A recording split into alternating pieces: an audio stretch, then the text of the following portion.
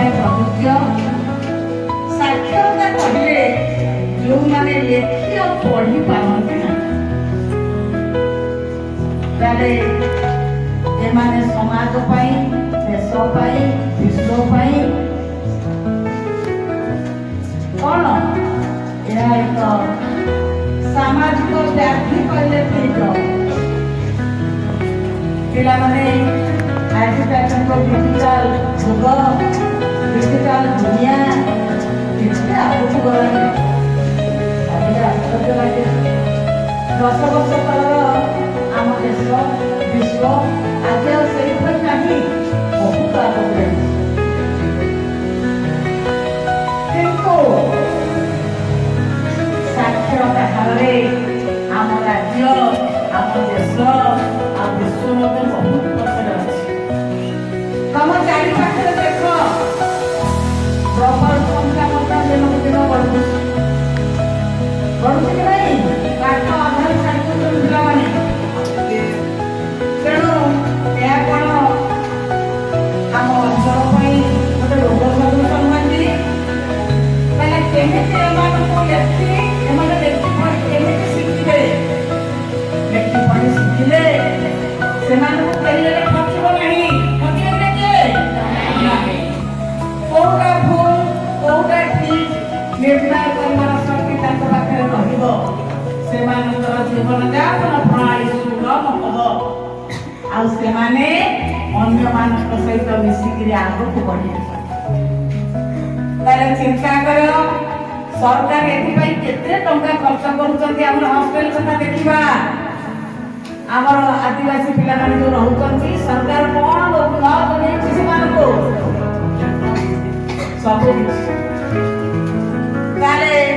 ए विश्व साक्षरता दिवस तुम मान कहबार तात्पर्य ये पिला तुम चारि पाखे अनेक पाठ पढ़ुना पिला रही जाऊँगी पाठ पढ़ा कथा कहे ये गाड़ी चलाऊँगी ये जाए गोटे बासन अंडे बासन बाजूची से पाठ पढ़ते ये सब कम करते नहीं करते ना तुम मान कहबार उद्देश्य है पिला तुम अंचल तुम साई पड़िशा जो मैंने पाठ न पढ़ुवे आधार पाठ पढ़ा छाड़ुवे से मुख्य स्रोत में आम सामिल करवा एमती विद्यालय को टाणवा ये सब तुम तुम्हें चाहिए तुम गाँव तुम शिक्षित गाँव में परिणत कर तुम ब्लॉक कर तुम राज्य को से तुम मान आयोजन तुम मान तुम्हें सचेतन हम अन्य को सचेतन करा कौन हम ना एक सुस्थ राज्य गठित हम राज्य को लेकिन देश सुस्थ देश गठन कर देश को नहीं विश्व सुस्थ विश्व आम यही परिप्रेक्षी मुझ विद्यालय विज्ञान शिक्षयित्री रेणुका दीदी में अनुरोध करी विषय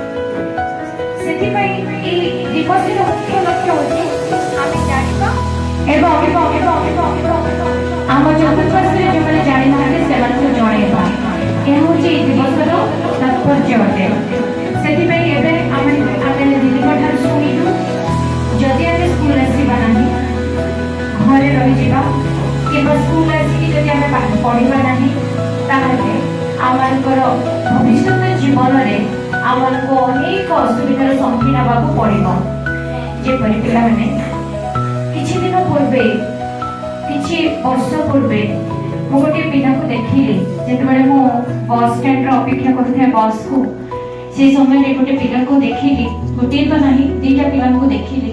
ଆଉ ସେ ଦି ଜଣଙ୍କୁ ଦେଖିକି ମୁଁ ବହୁତ ଦୁଃଖିତ ହେଲି। କାହିଁ ଜାଣିଛ ପିଲାମାନେ, ସେମାନେ କ'ଣ କରୁଥିଲେ, ସେମାନେ ବି ସ୍କୁଲ ଆସୁଥିଲେ। ସେମାନେ ସ୍କୁଲ ଆସିବା ସମୟରେ ତମମାନଙ୍କୁ ଯେମିତି କୁହାଯାଉଥିଲା କି ପିଲାମାନେ ପାଠ ପଢ, ତମମାନେ ପାଠ ପଢିଲେ ଏଇ ପ୍ରକାର ସୁବିଧା ହବ, ତମମାନଙ୍କ ଜୀବନ ଭଲ ହବ, ଏସବୁ ବିଷୟ ମାନେ ତମମାନଙ୍କୁ କହୁଛନ୍ତି ନା। ତ ସେମାନଙ୍କୁ ବି ଠିକ୍ ସେଇ କଥା ଆମେ କ୍ଲାସରେ ପଢେଇବା ସମୟରେ ବି ସେମାନଙ୍କୁ ମଧ୍ୟ ବୁଝେଇଥିଲୁ। କିନ୍ତୁ ସେମାନେ ସେଇ କଥାକୁ କ'ଣ କରିନଥିଲେ, ସେମାନେ ଗ୍ରହଣ କରିନଥିଲେ ବା ମନୋଯୋଗୀ ବା ମନ ଧ୍ୟାନ ଦେଇକି ସେ କଥା ଶୁଣି ନଥିଲେ କି ସେ ବିଷୟକୁ ମାନି ନଥିଲେ।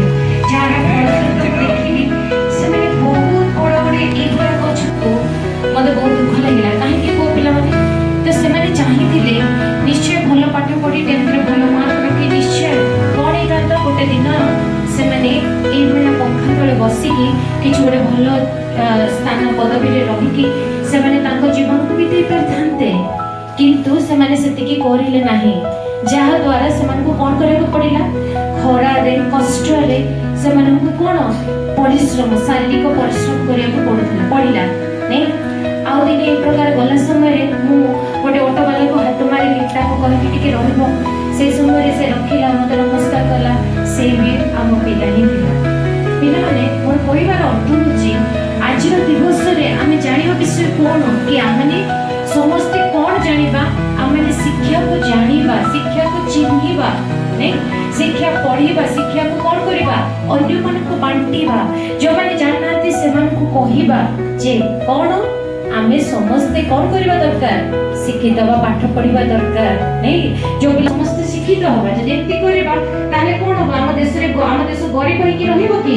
ନାଇଁ, ଗରିବ ହେଇକି ରହିବନି। ଆଜି ଭାରତ ଦେଶ ଗରିବ ଦେଶ ବୋଲି ମନାଯାଉଛି।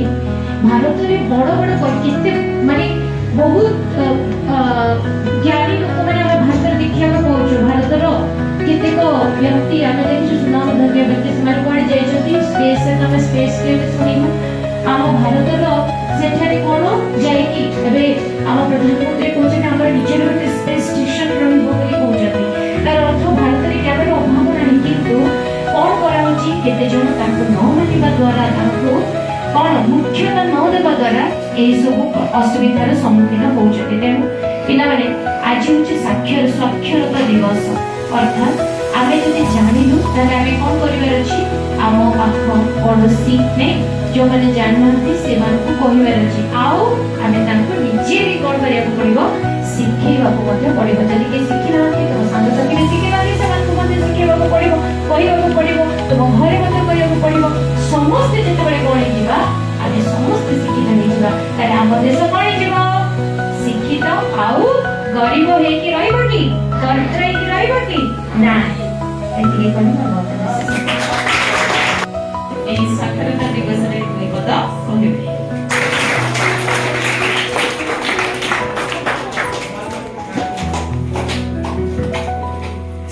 ପ୍ରଭାତୀ ଏବଂ ମୋର ଉପସ୍ଥିତ ମୋ ସ୍ନେହର ଛୋଟ ଛୋଟ କ'ଣ ଶିକ୍ଷୟିତ୍ରୀ ମାନେ, ତ ଆଜି ଜାଣି ସାରିଲଣି ଆଜି କ'ଣ ଇଣ୍ଟରନ୍ୟାସନାଲ लिटरेसी डे। इंटरनेशनल माने विश्व, लिटरेसी माने साक्षरता, डे माने देखो से दिन हम जो टीचर्स डे रे कहथुलु कि पिला माने इंग्लिश रे केते स्पीच दोछंती, that to be English medium रो बी आहुरी बेटर। तो एठी आज काली कोन सब इंग्लिश रे लिखा होची, काहे कि ना सब जानि सारलेनी हमें आउ पछुआ नुहे, इंग्लिश रो मीनिंग मध्य हमें बुझी सारलो हम कि नहीं। तो साक्षरता, साक्षरतार अर्थ कोन, जदि गोटे मनीष लिखिबा पढ़िबा एवं बुझी पारथु, बुझा पड़ला ता अर्थ आमे जदि देखिबा आम पीढ़ी रे आमे गोटे 3 नंबर पीढ़ी हेतिबा नले तमाने 4 नंबर हेतिबो, अर्थात आम जेजेमा जेजेबापा अछंती, तापरे आम बापा माँ, तापरे आमे, तापरे कोन आसबो आमर जो पुतुरा भाणीजी एमाने होगी नहीं, एरा 4 नंबर पीढ़ी रे कोहाउछ। आमे दिए साक्षरता हार को देखिबा समस्त घरे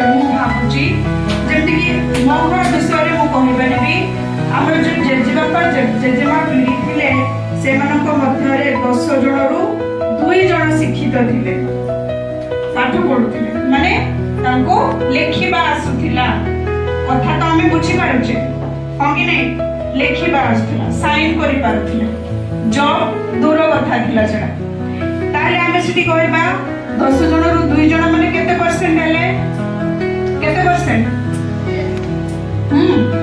वेरी गुड 20% हला जते मां बापा आसिले से टाइम रे 10 रु 5 जन शिक्षित हले तांके कोहिनी किंतु सेडा ताकर परिस्थिति शिखेला जते जपा जेमा माने पढि नथिले से टाइम रे कोन असुविधा हला सेडा से माने जानि पारिले आउ निजर पूर्व पीढ़ी को हमें कोन पय शिक्षित करेबा उचित साक्षरता करेबा उचित ताको मनरे भाबिले तापर हेले आमे तो आम पीढ़ी रे आमे 10 रु 9 जन पाठ पढ़ी की जॉब मध्य करूछ खुशीर कथा नहीं कि आमे चाहबो हमर नेक्स्ट पीढ़ी 10 रु 10 समस्त साक्षर हुंतु जॉब करंतु ताकि दारिद्र्यता दूर हो भावना शक्ति बढ़िबो आउ समस्तक मध्यरे शांत भावना सृष्टि हो तो एटा आज मन रखिबा साक्षरता हेले ना कि आमे केवल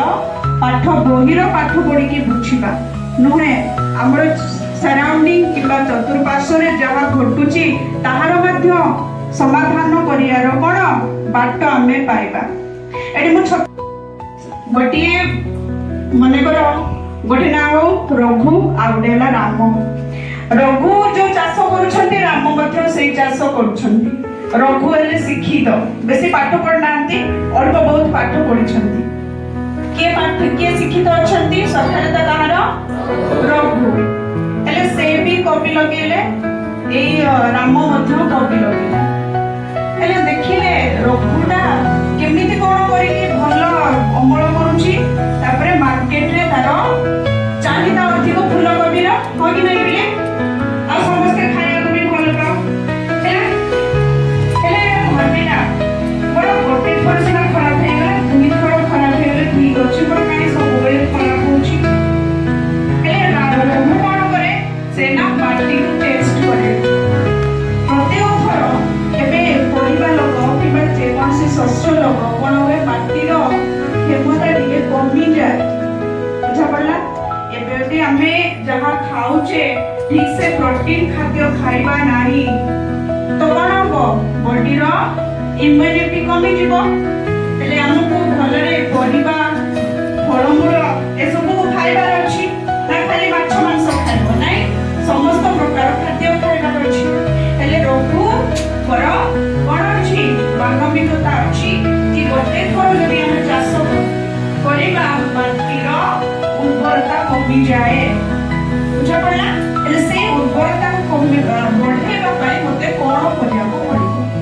से केबे लूण मिसे देबो माटी रे कोन पे लूण मिसेबो एबे मो 10th क्लास में पढैथिली अम्लर परिमाण जेतेले बढ़ी जाउची सेठी हमें कोन करिबा समान करिया पई क्षार मिसेबा वेरी गुड हैला ताले से बुद्धि का पाखरे अछि रघु पाखरे अछि बुझा पड़ला एठी हमें बुझी परिबा जे अल्प बहुत साक्षरता हेले मध्य हमें हम जीवन को गोटिए कोन सुचारू रूपे किबा भल रास्ता रे हम नै परिबा हम परिवार को गोटे सती करे नै परिबा हमर चारि पाखरे जी अछंती से मनंकर भूल को हमें समाधान करि परिबा सेति पई बिले संबद्ध करो जदि बा तुम बाबा मां पाठ पढ़नांती तो तमे बुझेबो आ निजे गोटे गोटे उदाहरण देकी बनेबो कोन हमर नेक्स्ट पीढ़ी एही भी अशिक्षित होई न रहथु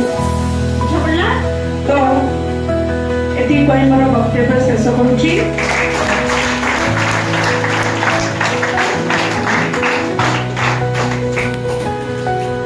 साहाଯ୍य मिलिबा आगो को हमें केमिति हम जीवन को भलो करि परिबे सब विषय से बुझेले तो मु बहुत किछि कहबा को चाहे ए जिनसोडा कहबी जेतोले मु भूगोल पढौथली हम 9th रे मु जेतोले भूगोल अर्थनीति सेक्शन रे पढिला बेलको हम 9th पिला ने मते थरे पचारथिले दीदी हमर तो गवर्नमेंट कोन करि परिबो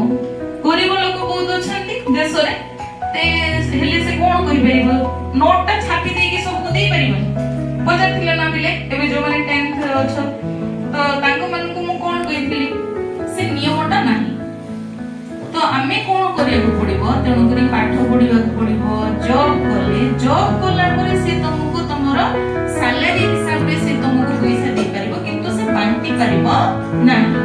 ତ ଦେଖ ଏଇଠି ମଧ୍ୟ କଣ ଆସିଲା କଥାଟା, ତମକୁ ଫାର୍ଷ୍ଟରେ କଣ ହବାକୁ ପଡିବ? ସ୍ୱାକ୍ଷର ହେବାକୁ ପଡିବ। ତାର ଆବଶ୍ୟକତା କେତେ ଜାଣିଲା ନା? ତ ଦେଖ ସ୍ୱାକ୍ଷର ହେବା ଦ୍ୱାରା ଆମେ ଏଇ ଯୋଉ ଦିବସଟା ଆମେ ପାଳନ କରୁଛେ ବିଶ୍ୱ ସ୍ୱାକ୍ଷରତା ଦିବସ କାହିଁକି ପାଳନ କରୁଛେ? ତ ଏହାର ସୃଷ୍ଟି ହେଇଥିଲା 1966 ମସିହାରେ, ଯେତେବେଳେ ୟୁନେସ୍କୋ ତାର 14ତମ ଅଧିବେଶନରେ ଘୋଷଣା କଲା ଯେ 8 ସେପ୍ଟେମ୍ବରକୁ ଆମେ ସ୍ୱାକ୍ଷରତା ଦିବସ ରୂପେ ପାଳନ କରିବା। କାରଣ କଣ? କାରଣ ଯେ 5 ଜଣଙ୍କ ମଧ୍ୟରୁ 3 ଜଣ ଆମର କଣ ଥାଉଛନ୍ତି? ଶିକ୍ଷିତ ନଥାଉଛନ୍ତି। ବୁଝାପଡେ?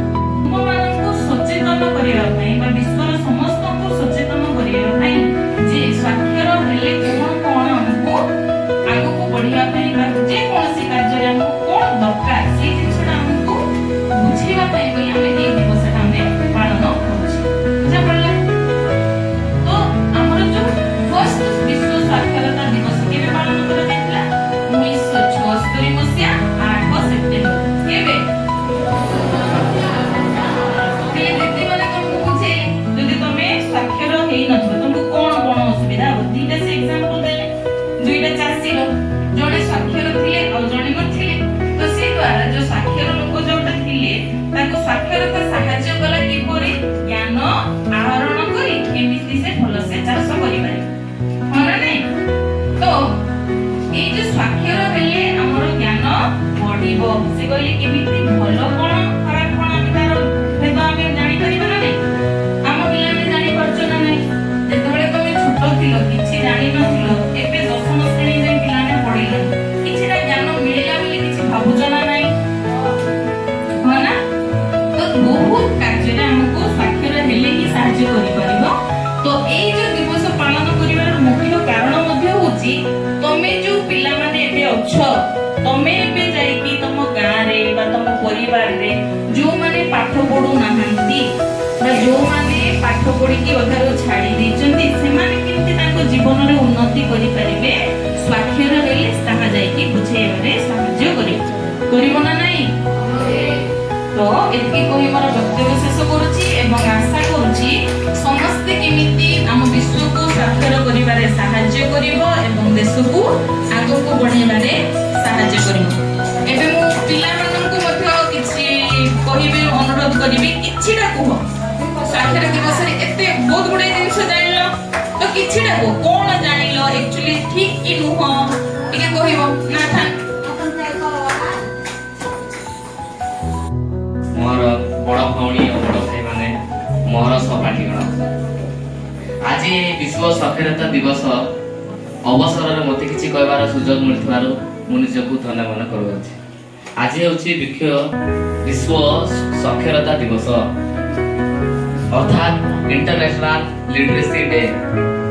ସ୍ୱାକ୍ଷରତାର ଅର୍ଥ ହେଉଛି ଅଶିକ୍ଷିତ ବ୍ୟକ୍ତି ଯିଏ ଲେଖାପଢ଼ା ଜାଣିନଥିବ, ଲେଖାପଢ଼ା ନ ଜାଣିଥିବା ଦ୍ୱାରା କିଛି ପାଠ ବୁଝିପାରୁନଥିବ, ସେ ସ୍ୱାକ୍ଷରତା ଯୋଗୁଁ ବହୁତ କଷ୍ଟର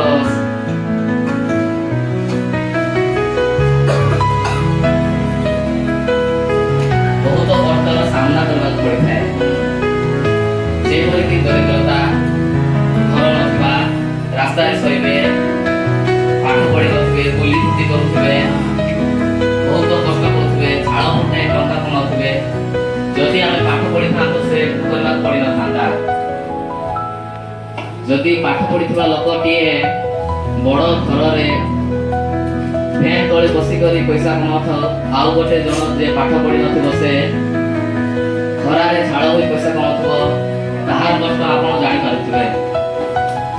ତେଣୁ ଆମେ ସମସ୍ତଙ୍କୁ ଏହି ବିଶ୍ୱ ସ୍ୱାକ୍ଷରତା ଦିବସ ଉପଲକ୍ଷେ ପାଠ ପଢ଼ିବା ପାଇଁ ସଚେତନ କରିବା।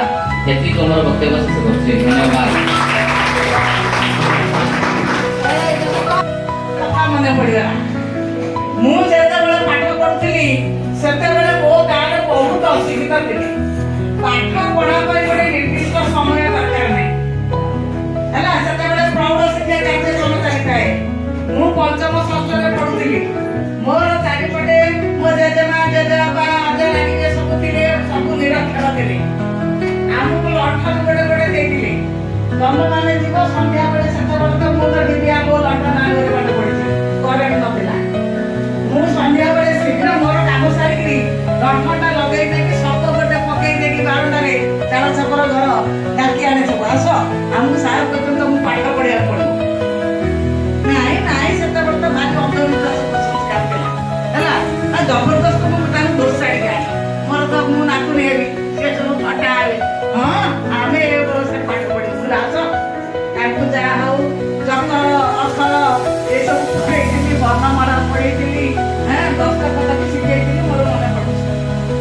ପିଲାମାନେ ଦେଖ, ମାନେ ସାକ୍ଷରତା ପୁରା ଦ୍ୱାରା କଣ ହବ, ମଣିଷର ବ୍ୟବହାରିକ ଜୀବନରେ କେତେ ଅସୁବିଧାରେ ସେ ପଡିବ ନା। ସେ ଭଲ ବ୍ୟବସାୟୀଟେ ହେଇପାରିବ ହେଲା, ଭଲ ଚାଷୀଟିଏ ଭଲ ହେଇପାରିବ ହେଲା। ସମାଜରେ ତାର ମଧ୍ୟ କଣ ସମ୍ମାନ ରହିବ। ତେଣୁ ଏଇ ପବିତ୍ର ଦିବସ ଅବସରରେ ପିଲାମାନେ ଏ ସାକ୍ଷରତା ଉପରେ ତମେ ସଚେତନ ହୁଅ।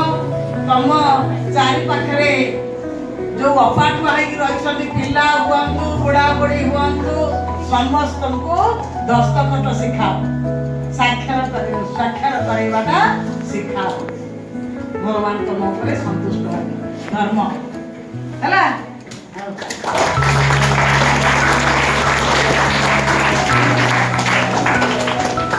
ତ ଆଜିର ଏହି ସଭାରେ ବିଶ୍ୱ ସାକ୍ଷରତା ଦିବସରେ ଅବନ୍ତିକା ଦିଦିଙ୍କୁ ବହୁତ ବହୁତ ଧନ୍ୟବାଦ। ଏବଂ ପିଲାମାନେ ବି ବହୁତ ଗରମରେ ଏତେ କଷ୍ଟରେ ଆମର ଏତିକି କଥା ଶୁଣିଥିବାରୁ ଆପଣମାନଙ୍କୁ ମଧ୍ୟ ଧନ୍ୟବାଦ। ତ ମୁଁ ସଭାଟିକୁ ଏଠାରେ ସାଙ୍ଗ କରୁଛି।